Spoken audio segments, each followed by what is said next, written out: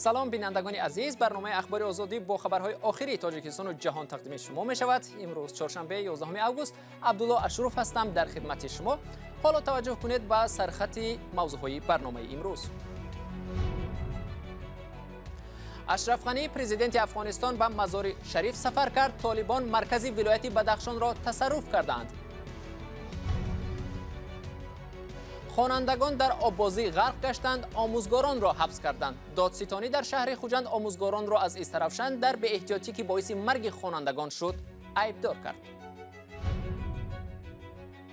نخست چک از یرمرکز، سپس ثبت نام در مکتب. مأموریت مکتب‌ها در تاجیکستان از والدان تقاضا دارند از شرکت‌های وطنی لباس خرند. میات گرفتم برای چک شرط گرفتم برای مکتب.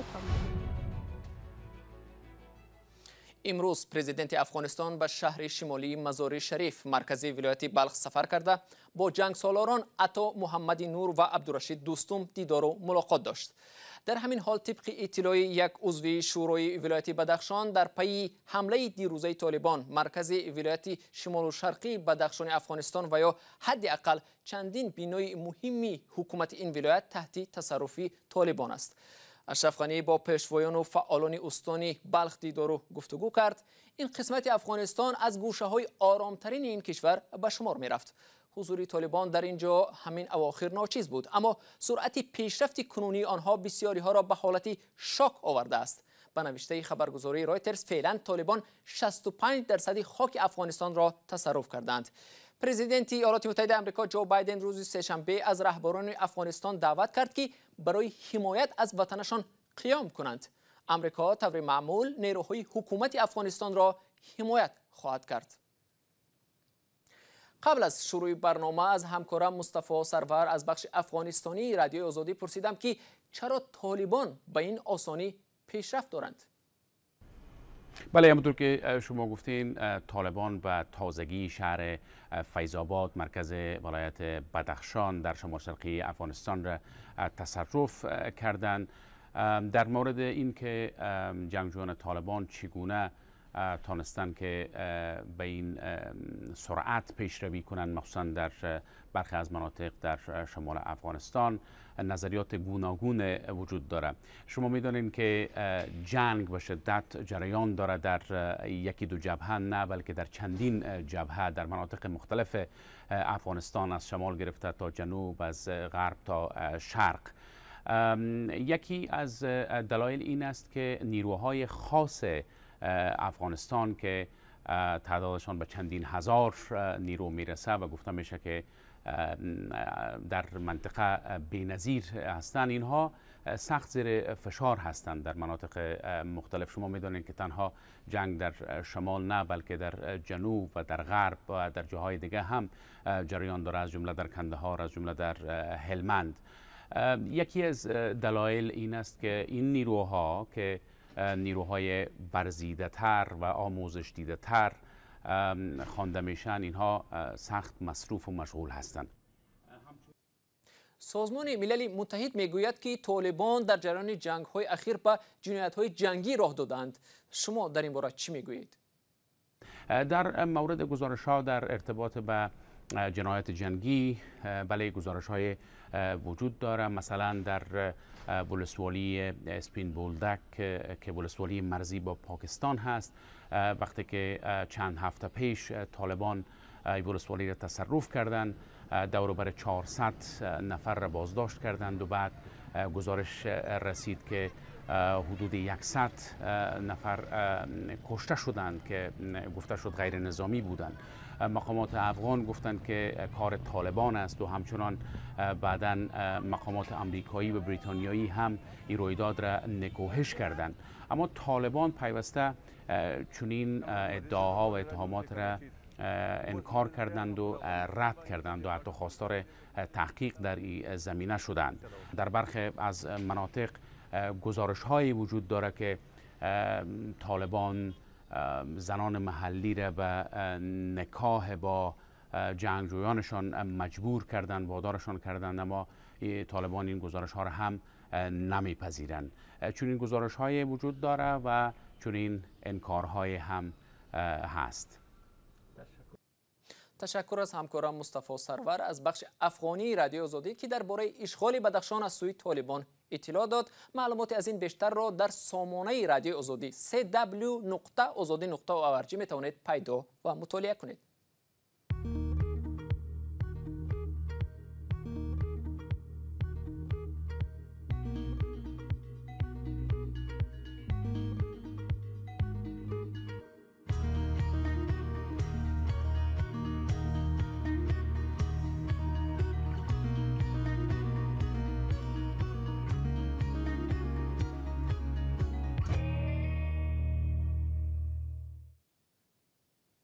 روسیه روزی 10 آگوست در چهارچوب برنامه کاروان سلامتی به تاجیکستان نقلیات سیاری طبی داده است. مقامات تاجیکستان میگویند سازشنامه را در این باره هنوز سال 2019 امضا کرده بودند.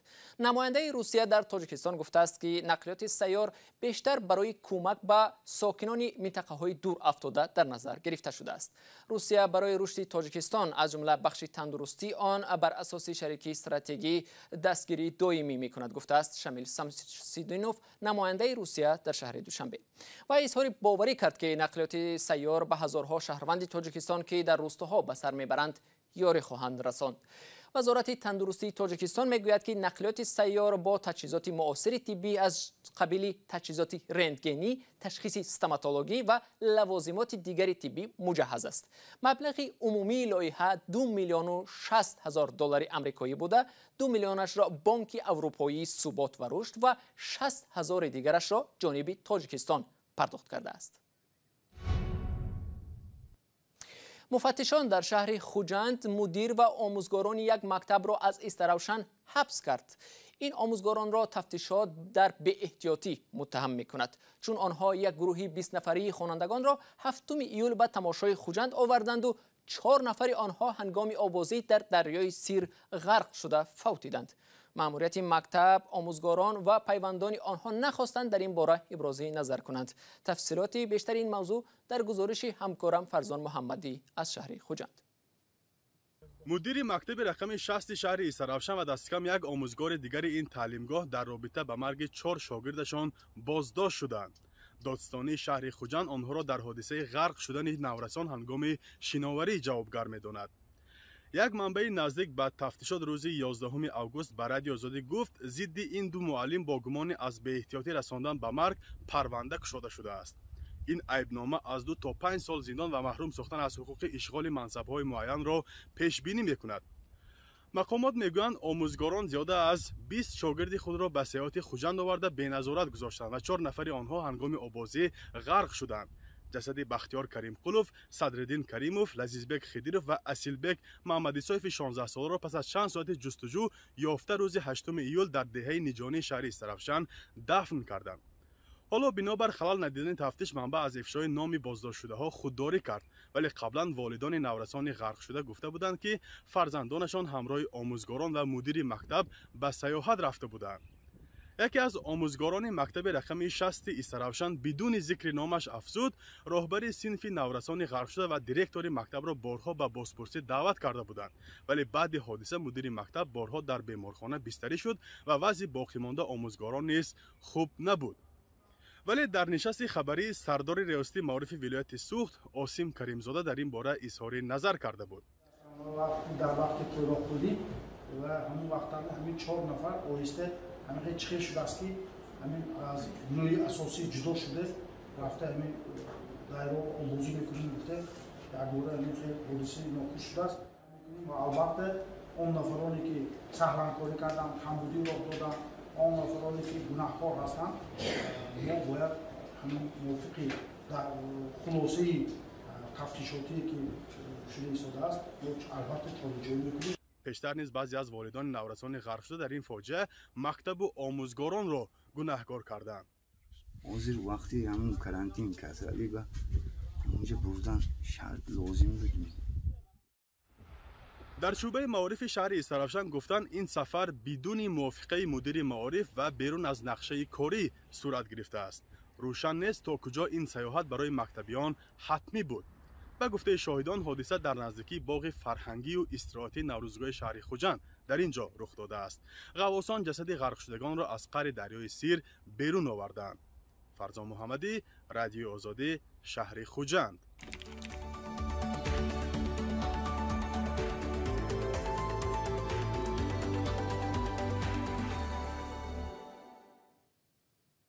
لباس مکتبی تنها از شرکت‌های وطنی.